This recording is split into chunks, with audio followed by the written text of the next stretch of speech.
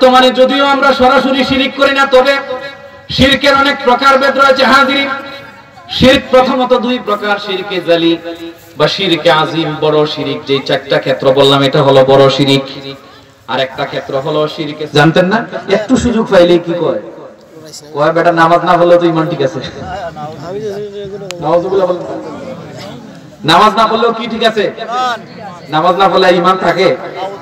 তাকে না তো রাসূল বলেন, মান তারাকাস সালাতা মুতাআম্মিদান ফাকাদ কাফারা। হাদিস কি বলে আর আপনি বলেন কি?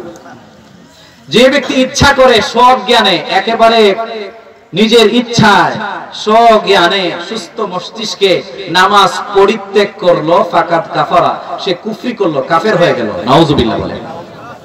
হাদিস বলছে কাফির হয়ে গেল, আর আপনি বলেন ঈমান ঠিক আছে। এটা আপনার রাওয়াহু মন গড়া, রাওয়াহু মানে মনে যা চায় তাই বলে। কিন্তু ইসলাম আপনাকে মনে যা চায় তাই বলার স্বীকৃতি, প্রায়োরিটি দেয় নাই। হাজিরিন, এজন্য আপনাকে আমাকে আল্লাহর হক, শ্রেষ্ঠ হক নামাজ, এই নামাজকে কোনোদিনও ভুলা যাবে মরার আগ পর্যন্ত ইবাদত চালায় যাবে।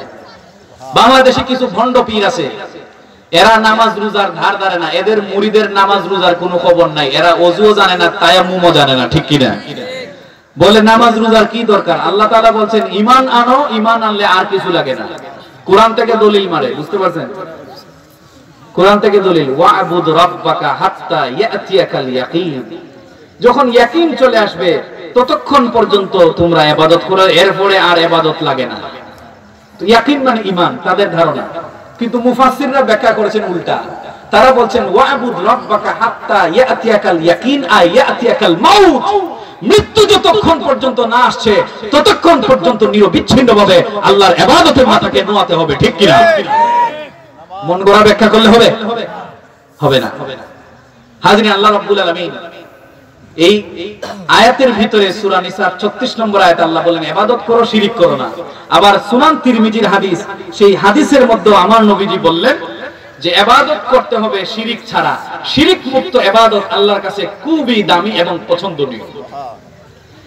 বর্তমানে যদিও আমরা সরাসরি শিরিক করি না, তবে শিরকের অনেক প্রকারভেদ রয়েছে হাজিরিন। শিরক প্রথমত দুই প্রকার, শিরকে জালি বা শিরকে আজিম, বড় শিরিক। যে চারটা ক্ষেত্র বললাম এটা হলো বড় শিরিক। আর একটা ক্ষেত্র হলো শিরকে সগীর বা শিরকে খাফি, একটা হলো গোপন শিরিক, ছোট শিরিক। আমার নবীজি যেটার ভয় সবচেয়ে বেশি করেছেন, আমার নবী বলেন আখওয়াফু মা তাখাফু আলাইকুম আলাইকুম। নবী সাল্লাল্লাহু আলাইহি ওয়াসাল্লাম বললেন আমি তোমাদের উপর যার ভয় সবচেয়ে বেশি করি সেটা হলো ফাসুইলা